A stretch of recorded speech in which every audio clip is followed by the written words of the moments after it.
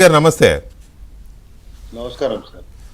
శ్రీధర్ రెడ్డి గారు, కవిత గారి స్టేట్మెంట్స్ని సరే అందులో 4-5 ఉన్నాయి కాబట్టి కేసీఆర్ గారు అసెంబ్లీకి రావాలి, రాకపోతే పార్టీ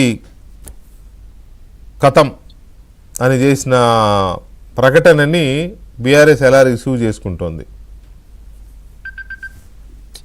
ఉంటుందండి రిసీవ్ చేసుకోవడానికి. దాంట్లో ఇప్పుడు నేను ఇవాళ మీరు డిబేట్ నాకు తెలిసి అసెంబ్లీ ప్రొసీడింగ్స్, తర్వాత పాలమూరు రంగారెడ్డి సంబంధించిన ఇష్యూస్, లేకపోతే మూసీ నదికి సంబంధించి రిజర్వేషన్ సంబంధించి ఇవాళ జరిగిన వాద సంవాదాలు, వీటికి సంబంధించి అనుకొని వచ్చాను. Least interested to discuss this particular topic.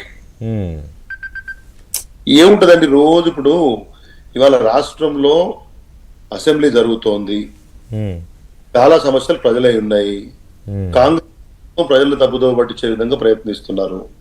అనేక విషయాలకు సంబంధించి మేము వాయిదా తీర్మానాలు, యూరియాకు సంబంధించి వాయిదా తీర్మానం ఇచ్చాం, రిజెక్ట్ చేశారు. అసెంబ్లీ మైకులు కట్ చేస్తున్నారు.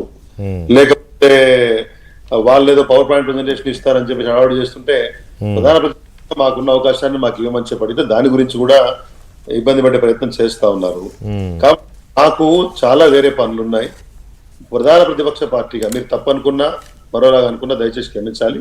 ప్రధాన ప్రతిపక్ష పార్టీగా రాష్ట్రంలో ఉన్నటువంటి ప్రజల సమస్యలు చాలా ఉన్నాయి. 14 ఎజెండా ఇచ్చినాం. వాటి గురించి మీరు ఏం మాట్లాడినా, ఏ విషయంగా కానీ రాజకీయంగా చర్చించడానికి సిద్ధంగా ఉన్నా కానీ ఇండివిజువల్స్ వాళ్ళ యొక్క వ్యక్తిగత బెనిఫిట్ కోసమో లేకపోతే మైలేజీ కోసమో వేరే అంశాల కోసం మాట్లాడే అంశాల మీద బీఆర్ఎస్ పార్టీ ప్రతినిధి నేను స్పందించదలుచుకోలేదు. ఒకవేళ రేపు కవిత గారి ప్రకటనల మీద మీ పార్టీ నాయకత్వము లేకపోతే సీనియర్ నాయకులు ఎవరన్నా భవన్లో ప్రెస్ మీట్ పెట్టి మాట్లాడితే డిఫరెంట్ కేసు ఆల్టుగెదర్. అట్లెట్లా ఉంది? నేనేమంటే ఇప్పుడు మీరు least priority individual case. No Sridhar Reddy, I am not arguing with you, with you respects.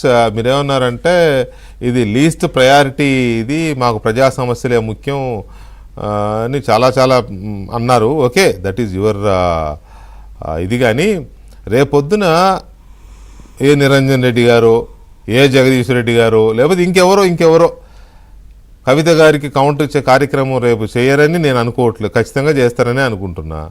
ఒకవేళ చేసినట్లయితే మరి దాన్ని ఏమనాలి? పని లేక పెడతారనుకోవాలా? నా ఉద్దేశం మీరు పని లేక పెడుతున్నారని నేను అనలేదు. నేను I'm not finding fault with your debate point of view and all that. కాకపోతే ఏంటంటే ప్రస్తుతం ఏంటంటే ఇప్పుడు ఫలానా వాళ్ళు పెడతారేమో అనేది ఒక ఊహాజనితమైన అంశం. రేపు పెడతారేమో పెట్టరేమో అనే విషయాలు కానీ అవును ఊహాజనితమే, ఖచ్చితంగా ఊహాజనితం, ఒప్పుకుంటాను. మేము ఇప్పుడు వ్యక్తిగత దాడులకు దిగి ఇష్టారీతిని మాట్లాడితే సంబంధిత వ్యక్తులు వివరణ ఇవ్వాలనుకుంటే వివరణ ఇస్తారు. లేదు, పార్టీ మీద వారు మాట్లాడుతూనే వస్తూ ఉన్నారు అనేక విషయాలు. ఈ రాష్ట్రంలో అధికారంలో ఉంది కాంగ్రెస్ పార్టీ, ప్రజలను పట్టించుకోకుండా పనిచేస్తున్నది కాంగ్రెస్ పార్టీ. అనేక అంశాలకు సంబంధించి వివాదాలు ఉన్నాయి, ఇబ్బందులు ఉన్నాయి. వాటి గురించి ప్రతిపక్ష భావన ఉన్న ప్రతి వాళ్ళు, అంటే అధికార పక్షంలో లేకుండా ప్రతిపక్షంలో ఉన్న వాళ్ళు ప్రతి వాళ్ళు మాట్లాడితే బాగుంటుంది అనేది జనరల్ ప్రజలు కోరుకుంటారు. అది కాకుండా ఒక ఎజెండా బేస్డ్ గా చేసేటటువంటి కార్యక్రమాలు నేనేమంటున్నా అంటే ఇక్కడ శ్రీధర్ రెడ్డి గారు, ఏది ఇప్పుడు మా పాలమూరు నదీ జలాల వివాదాలకు సంబంధించి కానీ మొత్తంగా ఓవరాల్ తెలంగాణలో నదీ జలాల వివాదాలకు సంబంధించి కానీ ఆంధ్రప్రదేశ్ తెలంగాణ రాష్ట్రాల మధ్య నెలకొన్న వాటర్ డిస్ప్యూట్స్ కానీ వీటికి సంబంధించి కవిత గారు కూడా కేసీఆర్ గారి స్థాయిలో ప్రయారిటీ ఇస్తున్నారు అనుకుంటున్నా నేను. అందుకే ఆమె నువ్వు రానా, నువ్వు వచ్చి మాట్లాడితే సబ్జెక్ట్ వెళ్తుంది కానీ వీళ్ళకి ఏం తెలుసా అంటుంది ఆమె. కేసీఆర్ గారు రావాలని రేవంత్ రెడ్డి గారు అడిగారు, కాంగ్రెస్ పార్టీ మంత్రులు అడుగుతున్నారు. బహుశా కవిత గారు కూడా అడిగారేమో, నేను చూడలేదు. అది స్టేట్మెంట్ అంటే, అది ఇది స్టేట్మెంట్ అంటే 40 మంది ఎమ్మెల్సీలలో వారో ఎమ్మెల్సీ మా పార్టీ సభ్యురాలు, మా పార్టీ సభ్యురాలు కాదు. మేము ఇప్పుడు ఫలానా వాళ్ళు మాడిన దానికి అది ఇంపార్టెన్స్ ఎవరైనా ఇచ్చుకొని చర్చించాలంటే నేను అదే చెప్పాను కదా. As a political party we will respond to the issues which are more rather today important to the state of Telangana. As a party Congress party ఉందనుకోండి, భారతీయ జనతా పార్టీ ఉందనుకోండి, మరో వ్యక్తులుగా కాకుండా నేనేంటంటే ఉమ్, వ్యవస్థ అట్లా అని చెప్పేసి వాళ్ళు వ్యక్తులుగా తక్కువ వాళ్ళు మాట్లాడితే అట్లా కాదు నా ఉద్దేశం. We have a priority for everything. అదే political party have a right to respond whether to respond or not also. Um, కాబట్టి వాళ్ళకి ఏముంటుందండి, వాళ్ళు చెప్తుంటారు ఎస్ కేసీఆర్ గారు రావాలని వారు కోరుకున్నారు, సంతోషం, ఒక నిర్ణయం తీసుకుంటాం అవసరాన్ని బట్టి సందర్భాన్ని బట్టి. వారు ప్రతిపక్ష నాయకుడిగా వారికి తెలుసండి. ఉమ్, కేసీఆర్ గారికి చెప్పకూడదని అనను, మాడకూడదని. We are in democracy. At the same time um, he knows what to do. It's probably we are in the public life. Um.